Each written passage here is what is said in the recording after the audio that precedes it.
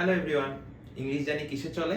Always meaning এ চলে। তো চলো আজকে আমরা আরেকটা টপিক নিয়ে চলে আসলাম, in time versus on time versus at times. তো কখন কোনটা ইউজ করব ভাইয়া? এই যে আমি লিখে রাখছি, ইন টাইম কখন ইউজ করব? পাঞ্চুয়ালিটি মেইনটেইন করতে। অন টাইম কখন ইউজ করব? যদি আমি ফিক্স টাইম বুঝাই, পার্টিকুলারলি কোনো টাইম বুঝাই, 3টা বাজে, 4টা বাজে, 5টা বাজে, ঠিক আছে? আচ্ছা, অ্যাট টাইমস কখন ইউজ করব? সাম টাইমস অর্থে, মাঝে মাঝে। তো চলো ভাইয়া, বাংলা কথা তো বুঝতেছি না, এক্সাম্পল দিয়ে দেখি। চলো ফার্স্ট উদাহরণটা কি দিছি? Luckily the gift arrived. এখন অন টাইম হবে না ইন টাইম হবে না অ্যাট টাইমস হবে?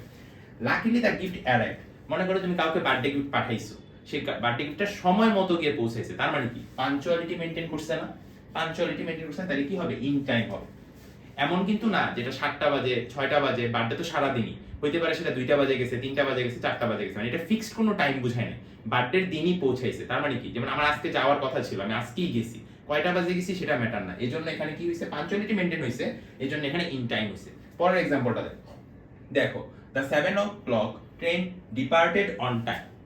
ঠিক 7টা বাজেই ট্রেনটা ছেড়ে চলে গেছে, এখানে কি ফিক্স টাইম বোঝাচ্ছে না? একদম পার্টিকুলারলি 7টা বাজেই, তাহলে ফিক্স টাইম বুঝালে জানি কি হয়? অন টাইম হয়। আচ্ছা, এরপরে আসি, at times he revokes his kids. মাঝে মাঝে সে তার বাচ্চাদেরকে বকাঝকা করে।